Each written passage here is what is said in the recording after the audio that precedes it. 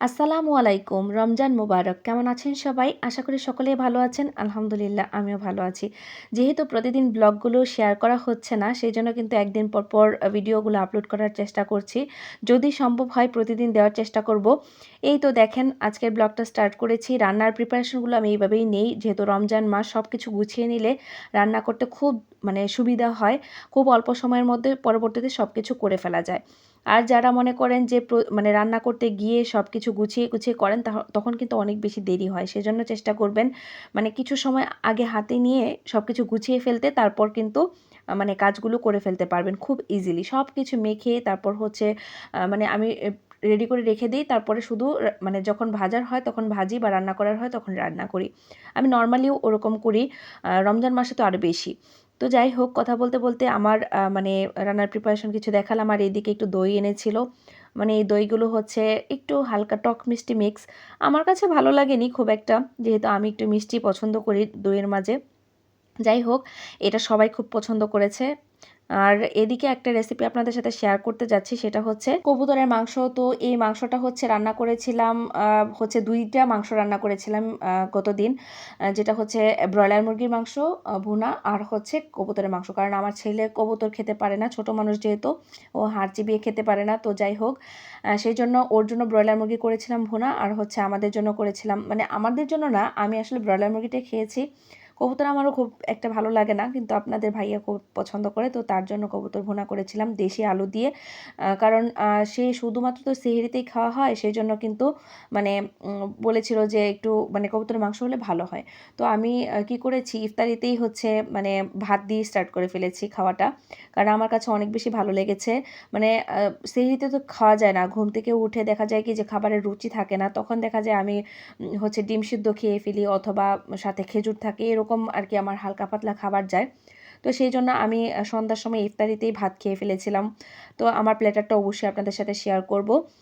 যাই হোক কথা বলতে, বলতে সবগুলো যে বেসিক মশলাগুলো আছে সেগুলোই ব্যবহার করেছি। কিন্তু যেহেতু কবুতর এখানে আমি একটা ব্যবহার করেছি, তাই পরিমাণে অনেক কম, কম করে দিতে হবে। আর কবুতরের মাংসতে কিন্তু খুব ভারী মশলাও লাগে না। কারণ আমরা গরুর মাংসে যে পরিমাণ ঘন মশলাটা ব্যবহার করি, সেরকম কিন্তু হচ্ছে কবুতরে ব্যবহার করা লাগে না। তো এই তো দেখেন কত সুন্দর হয়েছে। আর এই ছোট আলুগুলো দিয়ে না ভুনা করলে অনেক মজা হয় খেতে। আপনারা হয়তো আলু দিয়ে অনেকে ট্রাই করেননি, ট্রাই করে দেখতে পারেন।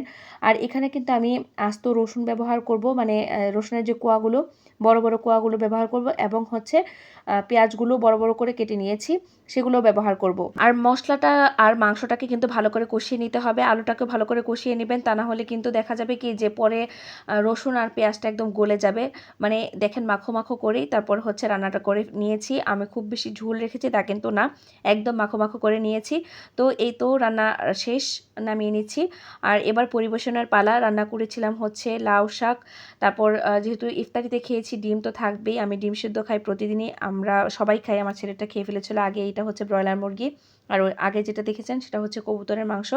আর সাথে ছিল ডালের বড়া আর হচ্ছে বেগুনি। বেগুনিটা আমি পরবর্তীতে ভেজেছি, তাই একটু ডালের বড়ার যে পোড়া অংশটা সেটা লেগে গিয়েছে। তো যাই হোক, এটা কোনো ব্যাপার না, কারণ আমরা নিজেরাই খাই।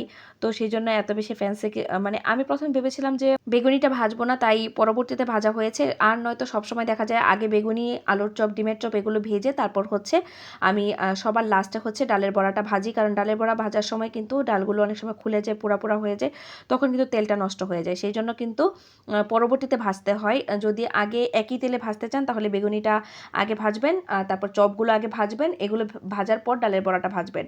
কারণ তা না হলে কিন্তু এই যে এরকম অবস্থা হবে।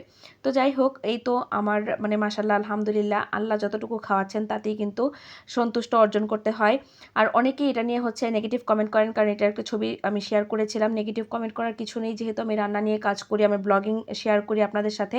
আমি যা করি সেটাই আপনাদের সাথে শেয়ার করি। আমি কিন্তু খুব সিম্পল খাবারও শেয়ার করি। আমি কিন্তু চ্যাপা শুটকি ভর্তার ভিডিও কিন্তু আপনাদের সাথে শেয়ার করেছি। সেটাও কিন্তু নিয়ে কখনো কেউ মন্তব্য করেননি যে আমি কিন্তু চ্যাপা ভর্তা শেয়ার করেছি। তো যাই হোক, যার যেরকম মেন্টালিটি সে সেরকমভাবে চিন্তা করে। নেগেটিভ ভাবার কিছু নেই, কারণ যেহেতু আমরা কুকিং ভিডিও এবং হচ্ছে ব্লগ ভিডিওগুলো শেয়ার করি, সেই জন্য কিন্তু এই ধরনের ভিডিওগুলোই আসবে, খাবারের ভিডিওগুলোই আসবে। কেউ ভুল বুঝবেন না, কাউকে কষ্ট দেওয়ার জন্য এই ভিডিওগুলো তৈরি করা হয় না। তো ভালো থাকবেন, আল্লাহ হাফেজ।